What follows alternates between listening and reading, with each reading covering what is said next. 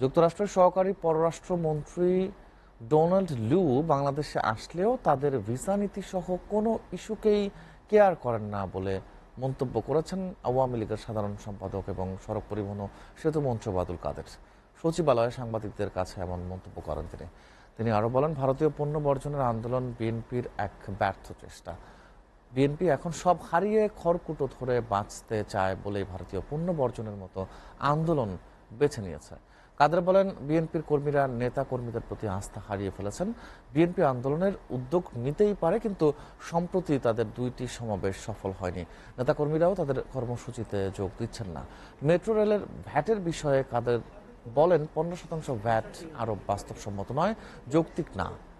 দুনিয়ায় কোথাও এত ভ্যাট নাই, তবে 5% ভ্যাটের নজির আছে প্রতিবেশী দেশগুলোতে। একজন সহকারী পররাষ্ট্রমন্ত্রী, তাকে নিয়ে বাংলাদেশে তো মাতামতি করবে। তার প্রয়োজনে সে আসছে, তাদের এজেন্ডা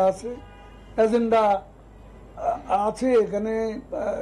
সম্পর্ক যখন তাকে সম্পর্কের বিভিন্ন বিষয় নিয়ে আলাপ আলোচনা থাকে, তো সেটা তারা করতে আসছে। আমরা দাওয়াত করে কাউকে আনছি, কোনো প্রকার স্যাংশন, ভিসা নীতি এগুলো আমরা কেয়ার করি।